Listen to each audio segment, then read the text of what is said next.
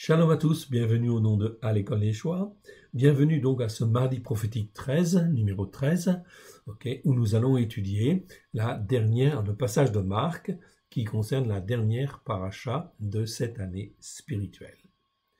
Voyons donc en fait ici dans le calendrier, vous le voyez en fait ici, donc nous sommes le 12e mois, et lorsque j'agrandis en fait en bas à droite, ici je suis au 4e Shabbat de ce mois. Il y a donc deux parachas, 21e paracha et la 22e paracha. 22e paracha, le passage de Marc, c'est Marc chapitre 15, verset 42 à Marc chapitre 16, verset 6. C'est ce que nous allons étudier en fait ici dans ce mardi prophétique. Remettons ces quelques instants au Seigneur. Père très saint, nous te rendons grâce dans le précieux nom de Yeshua. Merci Seigneur de ta bonté, de ta fidélité. Aide-nous à comprendre, Seigneur, ta parole, pleine de grâce et de vérité, et à être formés comme toi tu le veux, à la gloire de ton Saint-Nom. Montre-nous, Seigneur, ta parole, explique-nous, forme-nous, façonne-nous, et donne-nous en fait la largeur, la longueur, la hauteur, la profondeur de ta parole, à la gloire de ton Saint-Nom, afin que ta parole puisse être plantée dans nos cœurs, puisse y faire les racines que toi tu veux, nous former, nous façonner, afin que nous puissions être tes enfants, tes fils, tes filles, à la gloire de ton Saint-Nom. Nous te rendons grâce, dans le précieux nom de Yeshua. Amen.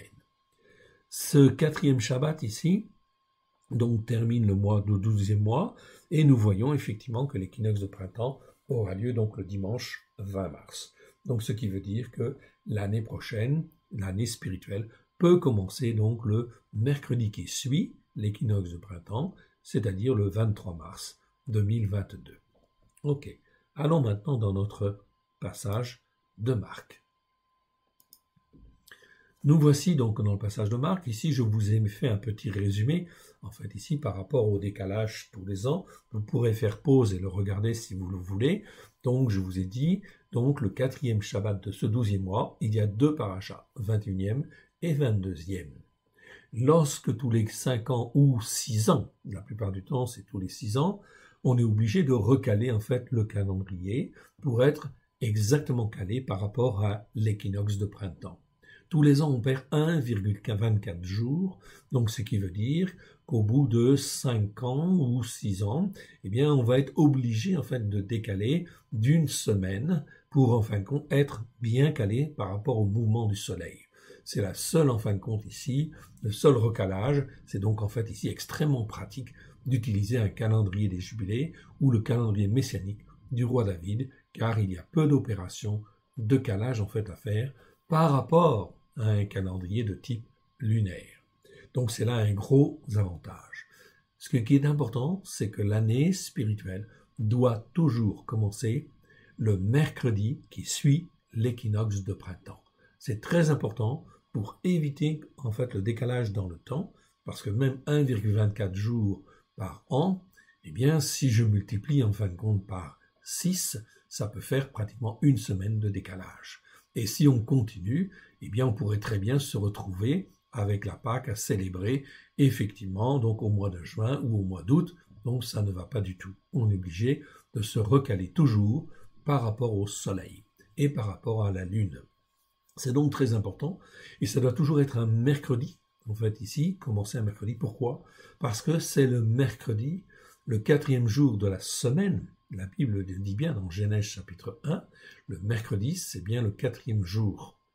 Et c'est le 4e jour que l'Éternel plaça dans le ciel les deux luminaires, le soleil et la lune, afin de marquer les temps, de marquer les semaines et de marquer en fait l'année. Ok, c'est donc très important. Ce mercredi, c'est toujours en fait le premier jour de l'année. Ok, selon la Bible, okay, et selon effectivement le calendrier des jubilés, ou calendrier messianique du roi David. Voyons maintenant le premier passage, donc nous allons étudier, en fait ici, dans ce mardi prophétique, ces deux passages en fait de Marc. Marc chapitre 15, versets 42 à 47, et Marc chapitre 16, versets 1 à 6. Voyons en fait ici.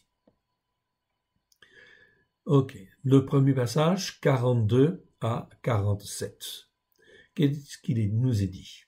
Le soir étant venu, comme c'était, le jour de la préparation, okay, le soir, donc c'est quand? Eh bien, c'est le mercredi. Yeshua, il est mort un mercredi à 15 heures. Okay. Comme il est mort à 15 heures, c'était le soir. Okay.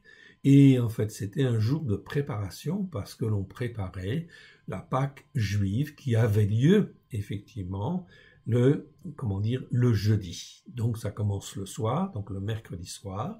Et donc, c'était un jour de préparation ce mercredi. Yeshua, lui, célèbre la Pâque selon le calendrier des jubilés, donc un mardi soir, comme nous le faisons en fait aussi. Il a célébré, en fait, selon le calendrier des jubilés, ou selon le calendrier messianique du roi David. Donc, Yeshua célèbre cette Pâque. Il arriva ici, donc, un homme qui s'appelait Yosef de Aramataïm, conseiller de distinction, qui lui-même attendait aussi le règne de Elohim. Il osa se rendre auprès de Pilatos pour demander le corps de Yeshua. Pilatos, frappé d'étonnement qu'il soit déjà mort, fit venir le centurion et lui demanda s'il était mort depuis longtemps. S'en étant assuré auprès du centurion, il donna le corps à Yosef. Yosef, ayant acheté un drap, descendit Yeshua de la croix, l'enveloppa du drap et le déposa dans un sépulcre taillé dans le roc, puis il roula une pierre à l'entrée du sépulcre. Myriam à Magdalite et Myriam, mère de José regardèrent où on le mettait. Donc ces deux femmes, elles observent. Yeshua est descendu de la croix. Nous sommes en fait mercredi après 15 heures. Donc Yeshua, il est dit, d'après les Écritures, il va passer 3 jours et 3 nuits dans le tombeau, c'est-à-dire le mercredi soir, le jeudi soir et le vendredi soir. Donc il n'a pas passé le samedi soir dans le tombeau, sinon ça ferait 4 nuits. Okay, on est bien d'accord. Donc il est ressuscité avant la nuit de samedi à dimanche. Si je compte en fait les jours, eh bien cela fait du mercredi 15 heures au jeudi 15 heures, cela fait une journée. Okay. De jeudi 15 heures à vendredi 15 heures, cela fait 2 jours. De vendredi 15 heures à samedi 15 heures, cela fait 3 jours. Donc il est resté 3 jours et 3 nuits dans le tombeau. Il est donc ressuscité après les 15 heures, le jour du Shabbat, c'est-à-dire le samedi. Donc Yeshua est ressuscité entre 15 heures, le jour du Shabbat, et effectivement le coucher du soleil de ce jour de Shabbat. C'est là qu'a lieu en fait la résurrection. Pourquoi un jour de Shabbat? Parce que le Shabbat, c'est le symbole du repos. C'est le symbole en fin de compte de la plénitude du repos. Donc Yeshua est venu, il accomplit en fait pleinement le Shabbat, pleinement le repos dans nos cœurs et dans nos vies. Voilà pourquoi il vient accomplir le Shabbat, le repos de Dieu. Les femmes, Myriam de Magdalite, Myriam, mère de José, ont regardé où on l'enterrait, mais le jour du Shabbat, elles ne peuvent pas se déplacer et elles ne peuvent pas apporter d'aromates, puisque le jour du Shabbat, on n'achète rien du tout et on ne travaille pas. Ok.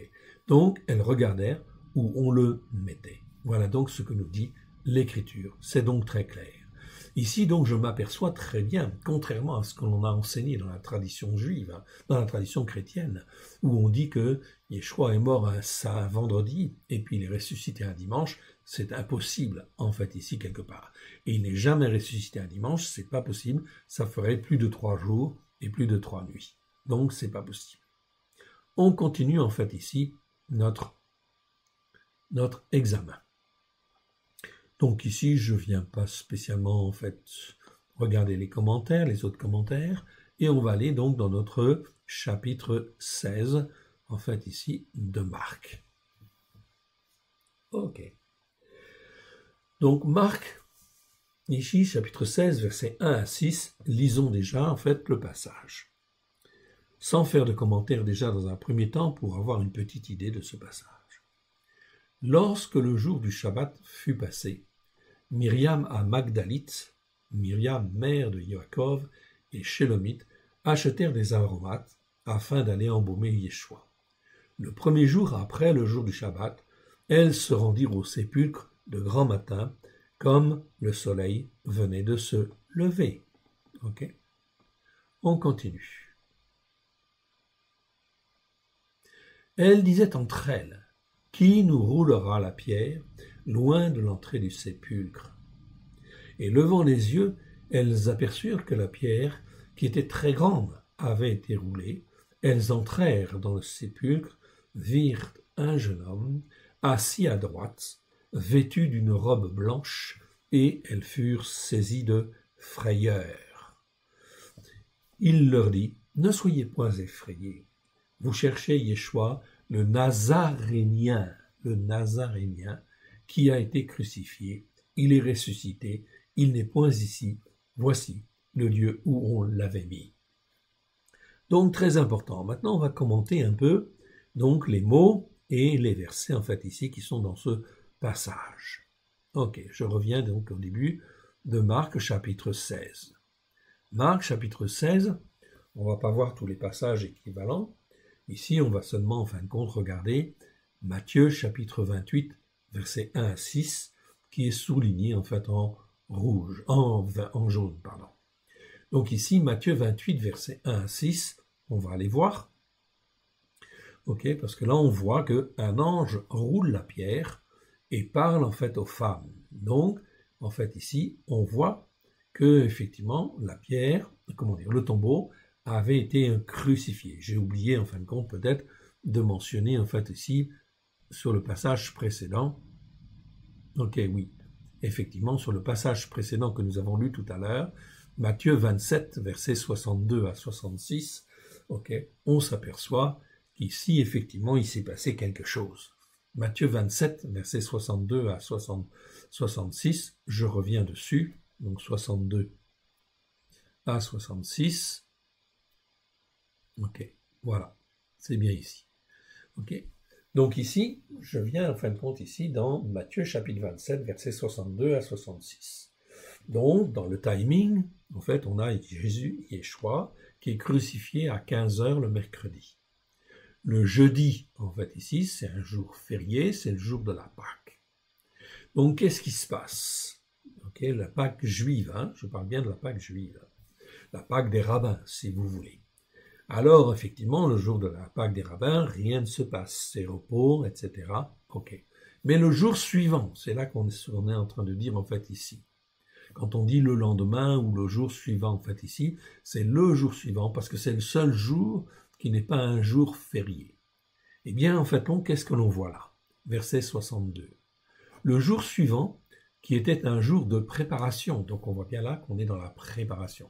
Préparation de quoi? Du jour du Shabbat. Les Rachei Kohanim, c'est-à-dire les principaux sacrificateurs, et les Pérouchim, pharisiens, allèrent ensemble auprès de Pilatos. Donc, on voit bien ici que dans le timing, hein, dans le temps, la gestion du temps, eh bien, effectivement, jeudi, c'était férié, c'était la Pâque juive. Vendredi, c'est le seul jour qui n'est pas un jour férié, c'est le jour de préparation pour, effectivement, le Shabbat suivant. Okay. Donc, il faut qu'on reste toujours dans un laps de temps de 3 jours et 3 nuits entre la mort et la résurrection de Yeshua. Donc là, tout le timing se colle très très bien. Donc, les Rachei Kohanim, le jour non férié après la Pâque juive, c'est-à-dire le vendredi, les Rachei Kohanim et les Pérouchim allèrent ensemble auprès de Pilatos. Donc, ils allèrent voir quelqu'un des nations un jour non férié, évidemment, puisqu'un jour férié, ils n'avaient pas le droit. Verset 63. Et dire, Seigneur, nous nous souvenons que celui qui égare, en parlant de Yeshua, donc certaines traductions disent imposteur, a dit, quand il vivait, encore, après 3 jours, je ressusciterai. Donc voilà, on voit bien qu'on est dans le timing des 3 jours. Entre le mercredi où Yeshua est crucifié, okay, et le samedi, en fait, ici, c'est-à-dire le jour du Shabbat, où il va ressusciter. Okay. Donc dans ce laps de temps, okay, il est dit ici, quand il vivait, encore, après 3 jours, je ressusciterai. Ordonne donc que le sépulcre soit gardé jusqu'au 3e jour, afin que ses disciples ne vienne pas dérober le corps et dire au peuple, il est ressuscité des morts. Ce dernier égarement, ici, ou cette dernière imposture, dans certaines traductions, on dit ça, mais c'est le mot planer c'est égarement en fait ici. Okay. Ce dernier égarement serait pire que le premier, bien évidemment. Donc, il connaissait très bien l'écriture et il savait très bien ce qu'on disait. Oui, bien sûr, à l'époque, okay, il connaissait tout ça, mais il ne croyait pas que c'était la vérité. Verset 65. Pilate leur dit, vous avez une garde, allez et gardez-le comme vous l'entendrez. Et ils s'en allèrent et s'assurèrent du sépulcre au moyen de la garde, après avoir scellé la pierre. Donc la pierre qui était grande, etc., qui était énorme, eh bien effectivement, ils l'ont scellée là, et ils ont mis des gardes, en fait, ici devant. C'était donc très important de bien, en fait, voir cela, en fait, ici. Donc je reviens à mon passage, Marc chapitre 16, versets 1 à 2. 16, versets 1 à 2 ici. Donc, lorsque le jour du Shabbat fut passé, Myriam à Magdalite, Myriam, mère de Yaakov, et Shélomith, donc là, elles sont trois, achetèrent des aromates. Donc là, comme elles achètent des aromates, on n'est plus dans le jour du Shabbat. On est donc bien le lendemain du Shabbat. Ok, je répète, Yeshua, en fin de compte, meurt le mercredi. Le jeudi, c'est un jour férié, c'est la Pâque juive, selon la tradition juive. Le vendredi, c'est un jour non férié, les sacrificateurs vont voir effectivement Pilate, ils mettent des gardes, ils scellent effectivement la pierre, ils peuvent le faire, c'est pas un jour de Shabbat. Il y a en fait le Shabbat lui-même, ensuite, et le lendemain du Shabbat. Donc là, nous sommes là, le lendemain, lorsque le jour du Shabbat fut passé, Myriam à Magdalite, Myriam mère de Yaakov, et Shélomith achetèrent des aromates, c'est le premier jour de la semaine, c'est le dimanche, eh bien c'est un premier jour de la semaine, c'est un jour non férié, bien évidemment selon la Bible, achetèrent des aromates afin d'aller embaumer Yeshua. Je dis bien le dimanche, c'est le premier jour de la semaine, et c'est un jour non férié selon la Bible, selon l'Éternel, c'est le premier jour de la semaine. Le Shabbat, c'est effectivement le samedi. Voilà donc pourquoi ces choses-là ont été changées, oui, depuis en fait l'empereur romain Constantin. C'est l'empereur romain Constantin qui change en fait les choses et qui institue le dimanche comme étant un jour férié dans toute la chrétienté. Ça s'est passé au IVe siècle. C'est donc très important dans la tradition chrétienne de bien comprendre que la célébration du dimanche est une célébration qui n'est pas conforme en fait à l'écriture et qui n'est pas conforme en fait à ce que Yeshua ou le Père en fait nous ont dit, oui bien sûr. On est là dans une interprétation en fin de compte mauvaise des Écritures, un décalage en fin de compte des Écritures, et ça c'est effectivement très mauvais. C'est ce qu'on appelle la théologie en fin de compte du remplacement. Mais au 1er siècle, Yeshua et tous les disciples faisaient le Shabbat. Bien évidemment, le Shabbat est un jour férié. Donc si l'on veut en fait aujourd'hui, et c'est très important, c'est le choix de chacun. C'est effectivement de choisir de ne pas faire le dimanche, mais de faire le Shabbat comme Dieu l'a demandé, oui bien sûr. C'est le début de l'obéissance et de la soumission, oui bien sûr.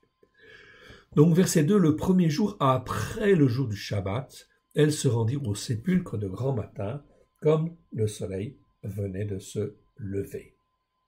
Ok. Donc là, toutes ces écritures-là, en fait, ici, cette traduction, vous l'avez en fin de compte dans, en fait, la Torah accomplie. Ça, c'est la Brit Hadasha que nous avons, en fait, établie.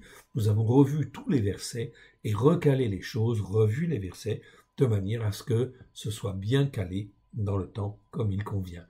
Et selon, effectivement, les vrais mots dans la pensée hébraïque. Donc, je vous encourage, vous le trouverez sur le site www.l'écoledeyeshua.com. Vous pouvez donc en fait acquérir la Torah accomplie. Yeshua est venu pour accomplir la Torah dans nos cœurs et dans nos vies. C'est donc pas une nouvelle alliance qui en fait change en fait ici par rapport à l'ancienne alliance. Non, il y a bien une continuité de la Genèse jusqu'à l'Apocalypse. Ce sont les Écritures et tout est là pour être accompli au travers en fait de Yeshua. Nous avons vu donc ces deux premiers versets où nous voyons que les femmes, donc le lendemain du Shabbat, elles viennent. Maintenant, on va aller dans en fait le texte qui est en fait surligné en fait en jaune ici, Matthieu chapitre 28, versets 1 à 6. On va donc aller voir. Okay. Donc Matthieu 28, versets 1 à 6. Donc ici Matthieu 28, je vous le montre, vous l'avez là. Versets 1 à 8. Ok. Là on dit bien en fait ici, verset 1, chapitre 28, Matithia. Je lis bien en fait ici sur le texte, après le Shabbat. À l'aube du premier jour de la semaine, okay, donc on voit bien selon les Écritures, on parle bien du Shabbat, après le Shabbat, à l'aube du premier jour de la semaine. Le dimanche, c'est le premier jour de la semaine selon les Écritures. Myriam de Magdalite et l'autre Myriam allèrent voir le sépulcre. Et voici, il y eut un grand tremblement de terre, car un ange de l'Éternel, okay, Yod et Vavé, descendit en fait du ciel, s'approcha, roula la pierre de devant l'entrée du sépulcre et s'assit dessus. Donc là, on voit très clairement que avant que les femmes n'arrivent, eh bien effectivement, en fait, il y a un ange qui intervient. C'est Matthieu qui nous le dit. Okay? Il descendit. Il descendit du ciel et s'approcha, roula la pierre. Okay? La pierre qui était énorme et qui était scellée, bien évidemment. De devant l'entrée du sépulcre, ceci est en gras, parce que dans les traductions les plus courantes, eh bien, en fait, les traductions les plus courantes sont faites sur les textes grecs du XIXe siècle, donc qui ont été modifiés, changés. Or, en fin de compte, nous, on revient sur le texte grec du XVIIe siècle. C'est ce que vous voyez entre parenthèses, TR, ce qu'on appelle le texte reçu.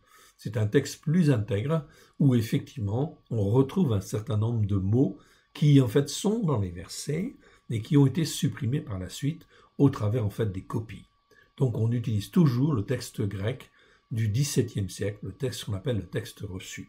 C'est un texte des évangiles, un texte en fait du Nouveau Testament qui est beaucoup plus intègre et beaucoup plus complet. C'est donc très important. Il y a très peu de traductions en français qui utilisent en fait ce texte grec du XVIIe siècle. Il n'y a que la David Martin et l'Osterwald pratiquement en français. C'est tout. Toutes les autres Bibles sont traduites sur le texte grec du XIXe siècle, donc déjà retravaillées, corrompues en fait aussi par en fait ici les soi-disant spécialistes ou docteurs. Donc on revient en fait au texte original ici du XVIIe siècle. Dans les pays anglophones, il y a beaucoup plus de Bibles qui sont traduites sur le texte reçu, texte grec du XVIIe siècle, comme la King James par exemple, qui était une très très bonne traduction. Dieu a vu effectivement l'effort en fait d'un certain nombre de chrétiens qui sont venus effectivement sur un texte plus intègre, et en fait il y a eu des conflits entre les gens qui étaient pour ou contre effectivement le texte reçu. Il y en avait qui étaient pour le texte reçu, il y avait des pasteurs qui étaient pour ce texte-là, et d'autres pasteurs qui étaient en fait ici pour le texte grec du XIXe siècle. Il y a donc eu des conflits, des bagarres, etc. Peu importe, Dieu en fin de compte a donné la préférence au texte reçu, oui bien sûr, et c'est pour ça que beaucoup de mouvements de réveil ont eu lieu à partir en fait d'assemblées qui utilisaient en fait le texte reçu, qui cherchaient à être plus intègres. Dès lors qu'on cherche à être plus intègre, plus juste par rapport à Dieu, eh bien effectivement Dieu le voit. Donc ici, un ange en fin de compte apparaît, descendit, s'approcha, roula la pierre de devant l'entrée du sépulcre et s'assit dessus. Son aspect était comme l'éclair et son vêtement blanc comme de la neige. Les gardes que les sacrificateurs en fait avaient mis, en fait ici, les gardes tremblèrent de peur et devinrent comme morts. Mais l'ange prit la parole et dit aux femmes: pour vous, ne craignez pas, car je sais que vous cherchez Yeshua qui a été crucifié. Il n'est point ici, il est ressuscité, comme il l'avait dit. Voyez, venez et voyez le lieu où il était couché. Et allez promptement dire à ses disciples qu'il est ressuscité des morts, et voici, il vous précède en Galilée. C'est là que vous le verrez. Voici, je vous l'ai dit. Donc ici, c'est cet ange en fait ici qui annonce automatiquement, en fait, ici, la résurrection, en fin de compte, de Yeshua. C'est un événement, en fin de compte, absolument fabuleux et extraordinaire, car c'est la puissance de la vie qui, en fait, agit et qui est bien plus forte que la puissance de la mort, oui, bien sûr. C'est donc très, très, très important ce qui se passe, en fait, là, le lendemain du Shabbat qui suit la fête de la Pâque. C'est pour ça que ce jour-là sera appelé, en fait, fête des prémices. Nous en parlerons tout à l'heure. On revient donc à notre Marc chapitre 16. Marc chapitre 16, nous venons de voir en fait ici, versets 1 et 2. Voyons la suite.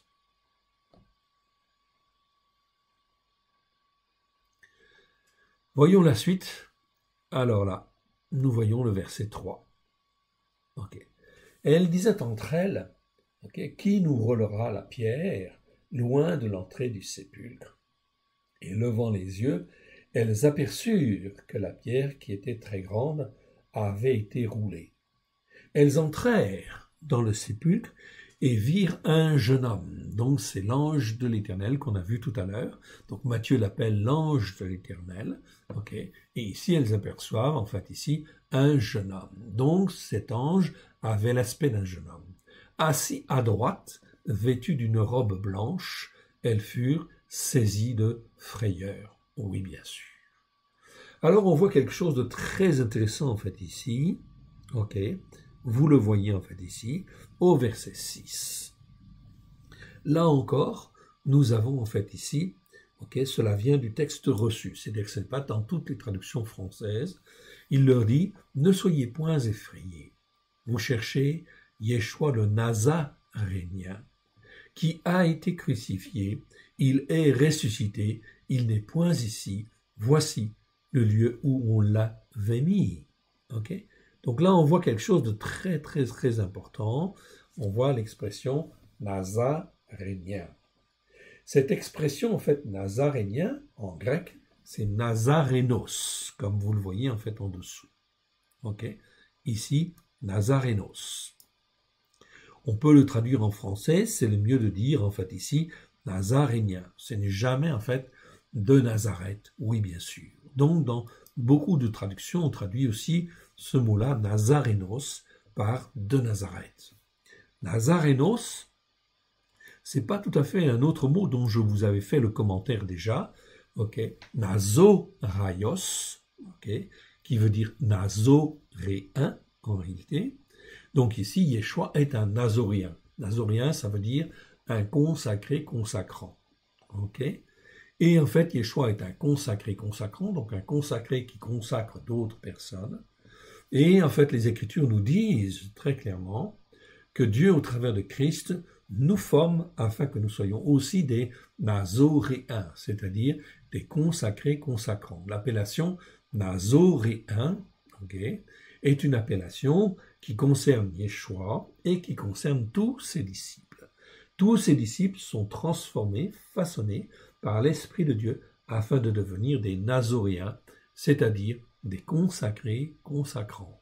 Les consacrés, consacrés à Dieu au travers de Christ Yeshua, qui écoutent et mettent en pratique la parole de Dieu avec grâce et vérité, qui sont zélés en fait pour Dieu et qui témoignent en fait à d'autres pour consacrer aussi d'autres personnes en fait à Dieu. C'est la notion de nazoraios.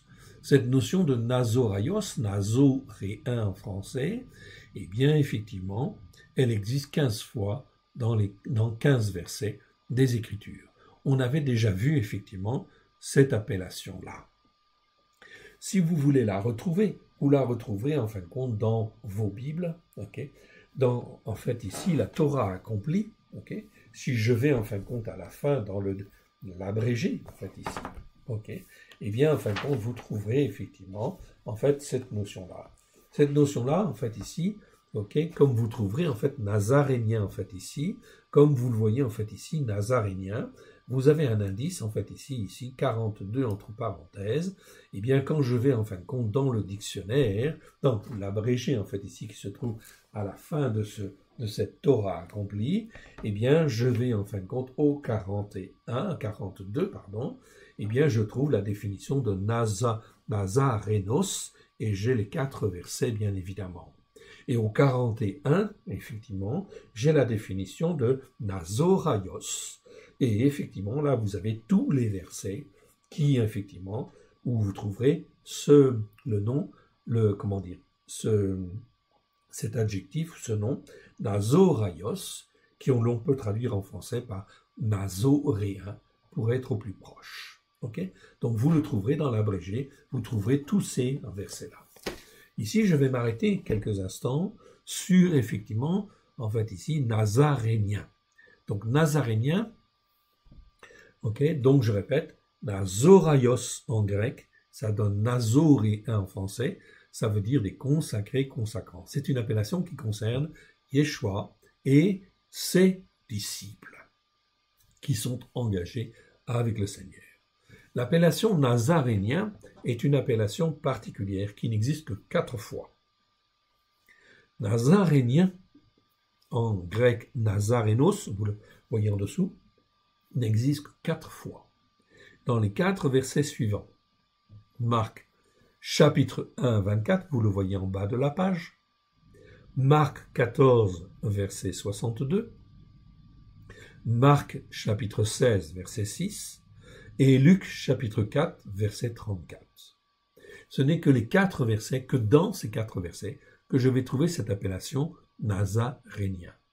Cette appellation est une appellation tout à fait particulière, okay, parce qu'elle ne concerne que Yeshua.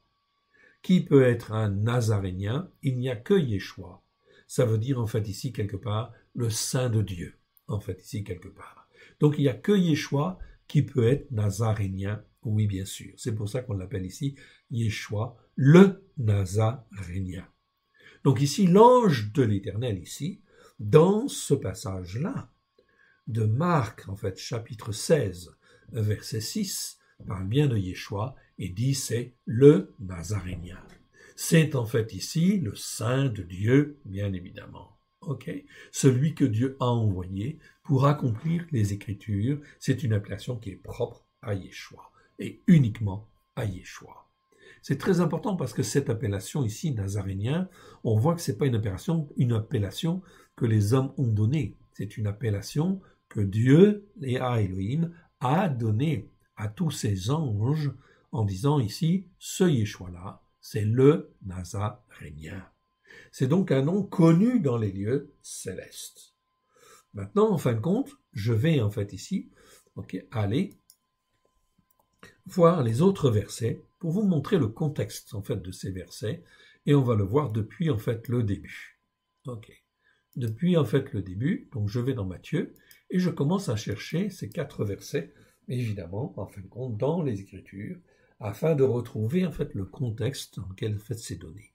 Et je vais vous montrer quelque chose de très intéressant. Ok. Alors ici, je retourne dans Marc. Chapitre, en fait, ici, 1, verset 24. Donc, dans Marc, chapitre 1, verset 24, donc dans Matthieu, vous ne trouverez pas cette appellation-là. Je vous rappelle, il n'y a pas beaucoup de versets, il n'y a que 4 versets qui utilisent cet adjectif-là, cette appellation-là. Ok. Ici, nous nous trouvons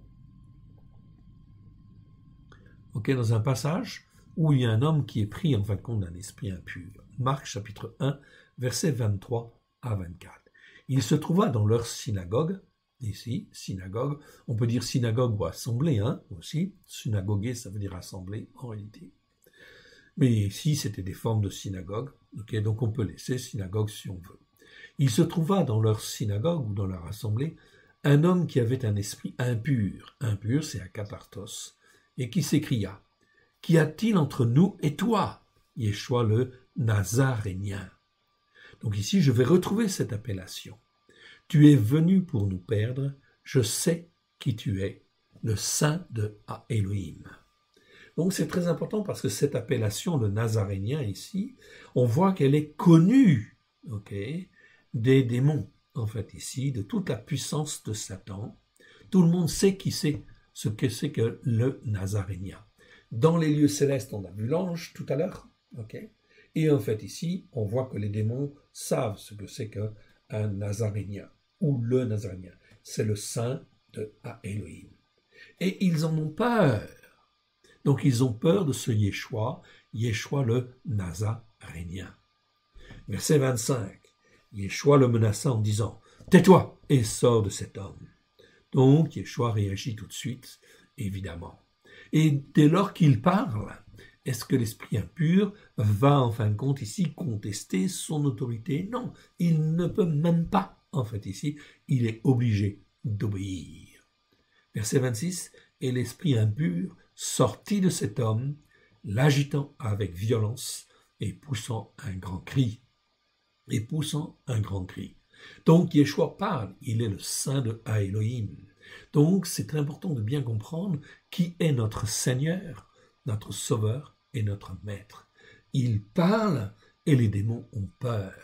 C'est donc extrêmement important car Dieu, dans sa bonté et dans sa miséricorde, nous rachète au travers du sang de l'agneau afin que nous puissions être justement, en fait ici, formés, façonnés pour avoir le nom de Yeshua, Yeshua dans nos cœurs et dans nos vies, afin que toute la puissance du malin puisse s'en aller de nos corps, de nos âmes, de nos vies, oui bien sûr.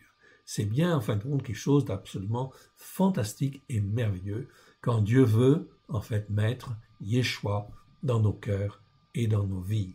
Parce que Yeshua, c'est le Seigneur des Seigneurs, c'est le Roi des Rois, c'est celui qui nous a rachetés, mais pas seulement rachetés, il nous a rachetés pour que nous soyons à lui et que lui puisse vivre en nous qui sommes son temple.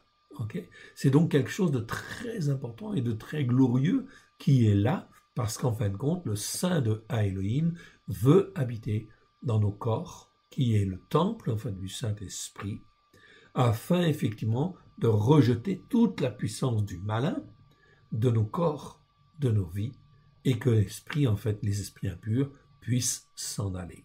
Regardez bien ce qui se passe. « Tais-toi, sors de cet homme, dit-il. » Et l'esprit impur sortit de cet homme, l'agitant avec violence et poussant un grand cri. Donc même les démons connaissent, en fait ici, qui est Yeshua le Nazarénien.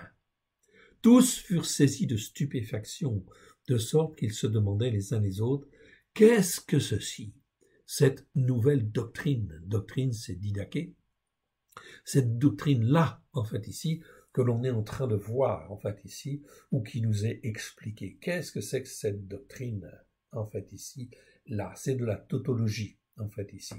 Qu'est-ce que ceci? Okay? Cela dont on est en train de parler là, ou de voir là. Okay? Ce sont des petits mots. Okay? Ici, outos ou toto, ce sont des mots qui existent en grec. On ne peut pas toujours les traduire parce que ça alourdirait énormément les traductions, mais c'est pour attirer l'attention. En fait, c'est pour dire ceci qu'on est en train de voir est très important.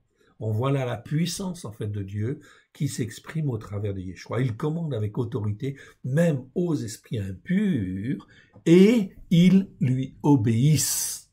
C'est donc ça, c'est très important, mon frère, ma sœur, de bien comprendre cette dimension-là. C'est pour ça qu'on écrit en fait en grand. En fait, ici, on a agrandi le texte pour bien comprendre que cela étonnait les autorités en fait de l'époque, tellement en fin de compte les esprits impurs, d'une manière manifeste, en avaient peur et ils lui obéissent.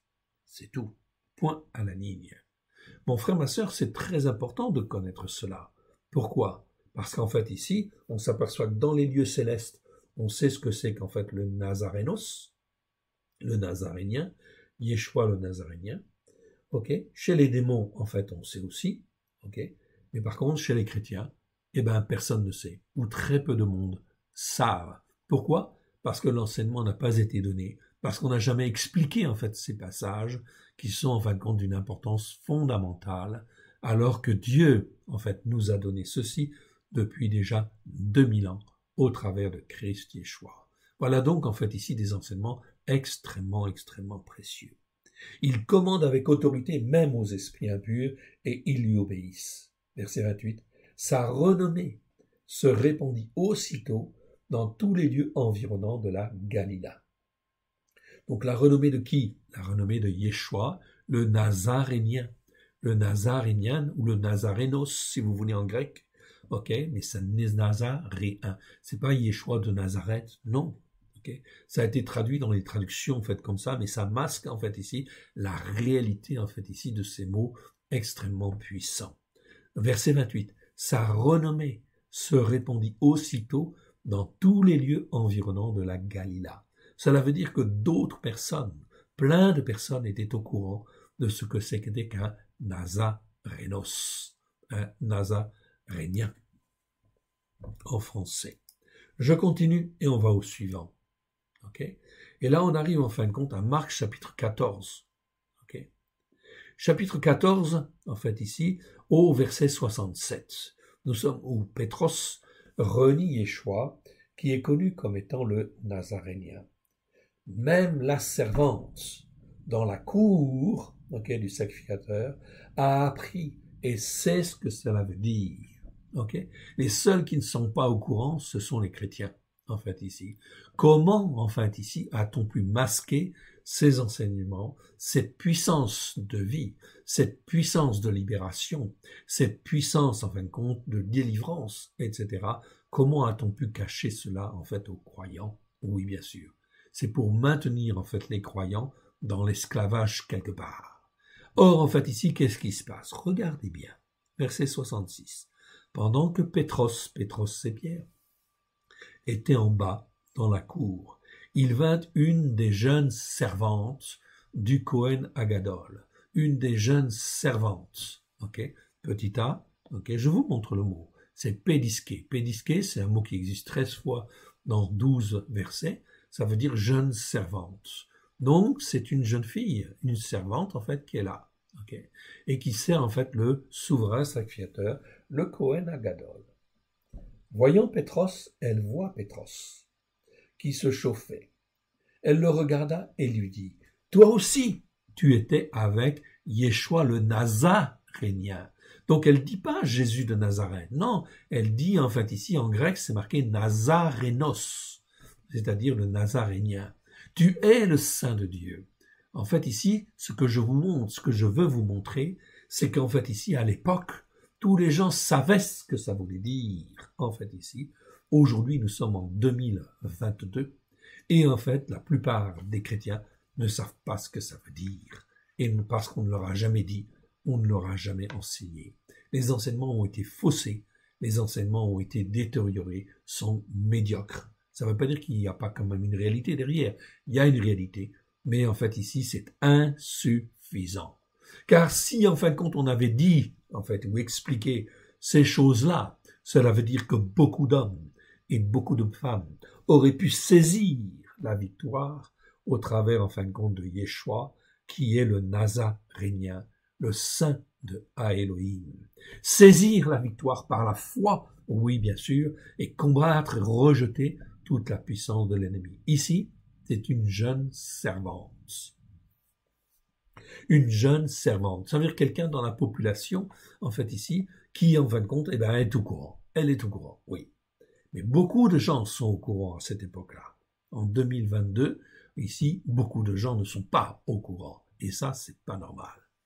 Voilà pourquoi Dieu est en colère. Oui, en colère contre, effectivement, les pasteurs, contre les prêtres, contre tous ceux qui ont mis en place, en fait, des doctrines et des théologies, entre guillemets, de remplacement, et qui masquent, en fait, ici, la vérité. Ils ne disent pas toute la vérité. Seulement, ce qui les arrange pour se placer, eux, etc. Verset 28. Que fait, en fait, Pétros? Pétros a très bien compris, bien sûr qu'il sait ce que c'est qu'un Nazarénien. Donc, je répète encore une fois, cette jeune servante n'a pas dit Jésus de Nazareth. Ici, c'est pas Jésus de Nazareth. L'expression Jésus de Nazareth existe vraiment dans les Écritures. Seulement 3 fois. Dans 15 versets, c'est Yeshua le Nazoréen, comme je vous l'ai dit tout à l'heure, dans 15 versets. Et dans 4 versets, c'est le Nazarénien. Nazarénien, le Saint de Elohim, celui qui fait peur en fait aux démons, celui qui fait peur en fait à tout le monde, etc., et qui effectivement a l'autorité suprême. Même les démons lui obéissent. Verset 68. il le nia en disant « Non, je ne sais pas. » Donc, ici, Pétros, il n'est pas encore prêt. Donc, comme il n'est pas prêt, il va nier, bien sûr, il va regretter. Après, en fin de compte, il va être fortifié, façonné. Yeshua ne le rejette pas parce qu'il n'est pas prêt.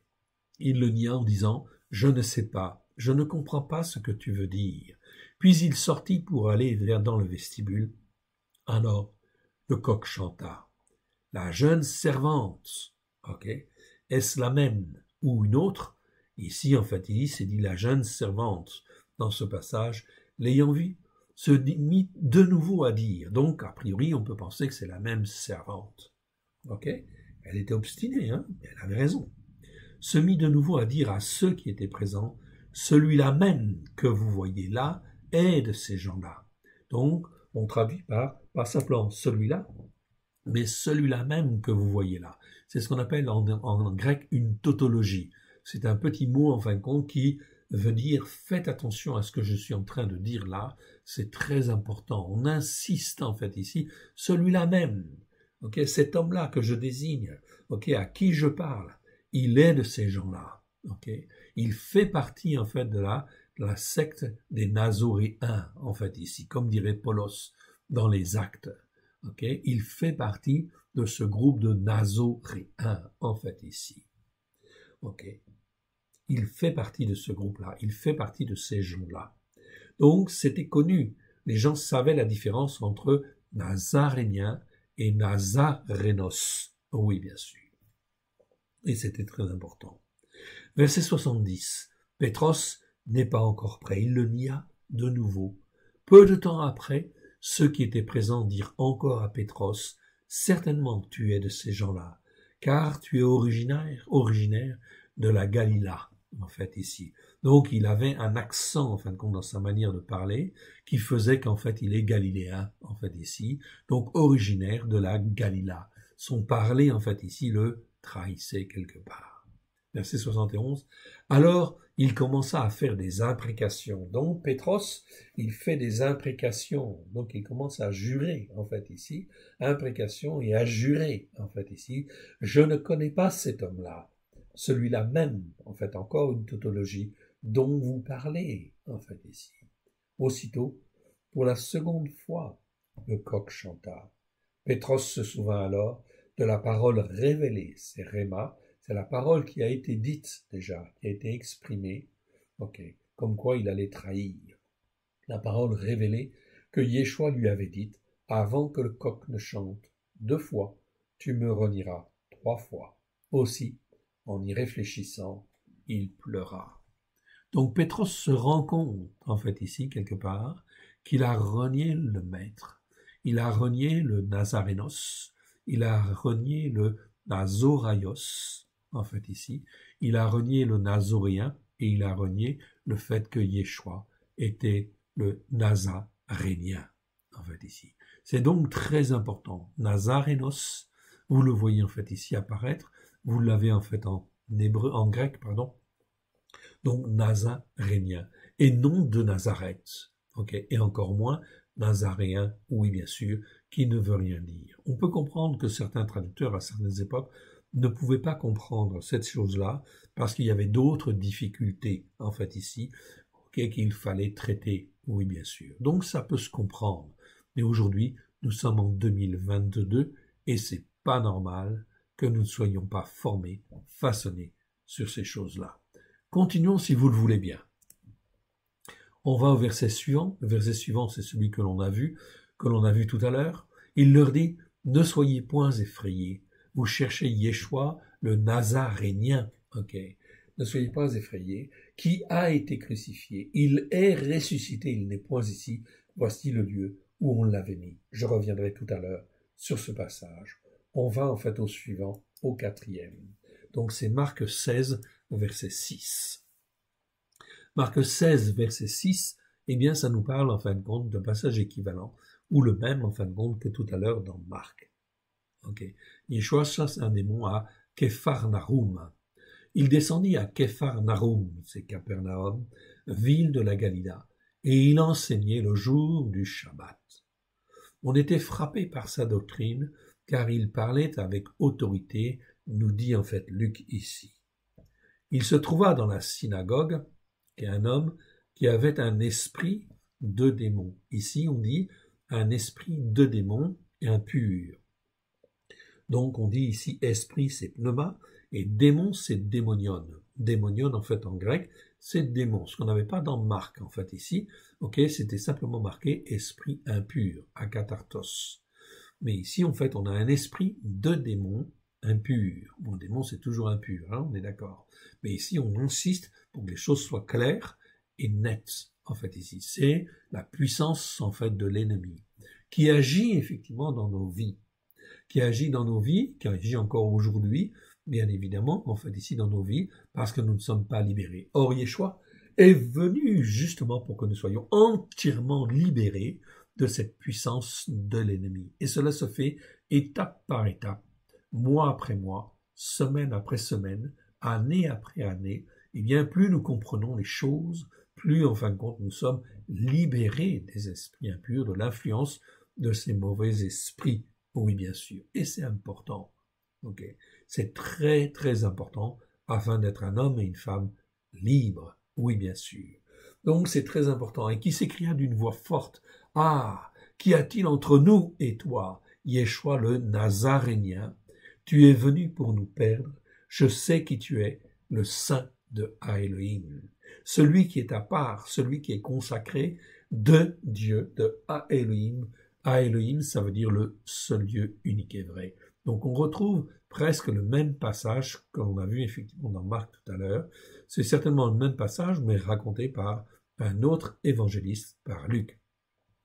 Yeshua le menaça disant, « Tais-toi et sors de cet homme. » Et le démon, ici c'est bien dit, le démon dans Luc, c'est bien dit démonion, ça veut dire c'est un mot qui existe 60 fois dans 52 versets, le démon le jeta au milieu de l'assemblée et sortit de lui sans lui faire aucun mal. Donc c'était spectaculaire, mais il sortit, on dit bien, le démon, c'est donc un être spirituel qui existe dans les lieux célestes, oui bien sûr, et qui combattent bien sûr contre Dieu, mais ils sont impuissants par rapport à Dieu, mais ils sont puissants en fait à cause de l'ignorance. Ils sont puissants sur la terre à cause de l'ignorance des hommes qui ne savent pas qui est Yeshua, qui est réellement Yeshua. S'ils savaient tous, si tous les croyants savaient que Yeshua était Yeshua le Nazarénien, okay, ou en grec le Nazarénos, eh bien en fait ils comprendraient que en fait le Saint de Dieu est dans leur cœur et dans leur vie, et par la foi, ils pourraient chasser en un instant tous les démons qui les gênent. Oui, bien sûr. Et qui sont là, qui tournent en fait autour, sur eux ou dans eux, ou qui tournent en fin de compte sur telle personne ou telle autre personne. Yeshua ici est là pour nous montrer l'exemple. Toute l'écriture, tout ce que fait Yeshua, tout ce que Dieu fait au travers de Yeshua, c'est pour nous instruire, pour nous façonner, pour nous apprendre à en fait saisir l'autorité que Dieu veut nous donner sur toute la puissance en fait du malin. Verset 35. Yeshua le menaça, disant, « Tais-toi et sors de cet homme. » Et le démon le jeta au milieu de l'assemblée et sortit de lui sans lui faire aucun mal. Tous furent saisis de stupeur et ils se disaient les uns les autres, « Quelle est cette parole-là même qu'on entend là. Il commande avec autorité et avec puissance. Puissance dynamis, c'est très bien. Aux esprits impurs et ils sortent. Et ils sortent, et sa renommée se répandit dans tous les lieux d'alentour. Donc on voit bien ici quelque chose d'extraordinaire, et c'est cette connaissance, bien évidemment, de Yeshua qui est très importante. La première, bien sûr, c'est de savoir qu'il nous a sauvés, bien sûr, qu'il nous a arrachés des ténèbres, que son sang a coulé afin qu'on puisse être à lui. Et si on est à lui, eh bien, il veut nous former, il veut nous façonner afin que nous puissions saisir l'autorité qu'il veut nous donner. Terminons par le passage, en fin de compte, ici, de Marc chapitre 16, que nous avons lu tout à l'heure, et en fin de compte, voyons, en fait, ici, la fin de ce passage. Il leur dit, ne soyez point effrayés, vous cherchez Yeshua le Nazaréen, qui a été crucifié, il est ressuscité, il n'est point ici, voici le lieu où on l'avait mis. Voici le lieu où on l'avait mis. C'était donc là le lendemain du Shabbat qui suit la fête de Pâques. Le lendemain du Shabbat, on célèbre, en fait ici, quoi? La fête des prémices. Yeshua. Il est ressuscité, en fait, ici, bien sûr. Ça veut dire que la puissance de la vie a vaincu la puissance de la mort. Voilà pourquoi la fête des prémices, ce qu'on appelle la fête des prémices, ne peut avoir lieu, en fait, ici, que ce moment-là, car c'est la fête de la résurrection. La fête des prémices que l'on trouve dans la Bible n'est pas autre chose que la fête de la résurrection. Car avec la résurrection, eh bien, Yeshua est le premier-né, en fait, ici, celui qui est ressuscité, qui est en nouveauté de vie, pour créer un peuple pour l'éternel Dieu. Voilà pourquoi cette fête des prémices doit être célébrée, non pas à un autre moment, mais le lendemain du Shabbat qui suit la fête de la Pâque, pour célébrer la puissance, en fait, de la résurrection, et en fait que Yeshua est bien les prémices de la vie éternelle, les prémices de ceux qui sont rachetés par l'éternel Dieu, pour faire un peuple puissant à la gloire de l'éternel. Donc la conclusion, vous l'avez en fait ici, en rouge, en encadré rouge, en fait ici, conclusion. Yeshua est les prémices de la vie. La mort n'a pu le retenir, car la puissance de la vie de El Shaddai, ça veut dire le Dieu Tout-Puissant, était là pour le ressusciter des morts. Il a cru, et ils ont cru, le faire mourir. Il, c'est qui? Eh bien, ce sont les Sadducéens, ce sont les religieux, tous ceux, en fin de compte, qui sont dans une forme d'interprétation religieuse qui est, en fait, ici, erronée, qui n'est pas vraiment ancrée pleinement sur les Écritures avec grâce et vérité. En fait, en réalité, ils ont cru le faire mourir, mais aussi les démons. Ils croyaient le pouvoir le faire mourir. Mais à Elohim, le seul Dieu unique et vrai, l'a ressuscité à la gloire de son saint nom. C'est la puissance de la vie sur la puissance de la mort. C'est la fête des prémices de la vie, oui bien sûr, que nous célébrerons le lendemain du Shabbat qui suit la Pâque de l'Éternel. Et ceci, qui inaugure le travail de l'Esprit Saint au travers des siècles pour se faire un peuple pour à Elohim, l'Elohim d'Abraham, de Yitzhak, de Jacob, l'Elohim de Moshe, le Dieu de Moshe, l'Elohim de David, l'Elohim des prophètes, l'Elohim de Yeshua, le Dieu de Yeshua, celui qui est appelé le Christ. Alors, cette année se termine, oui bien sûr, mais la nouvelle année commence bientôt, donc le mercredi qui suit, effectivement, l'année spirituelle nouvelle, commence le mercredi qui suit l'équinoxe de printemps.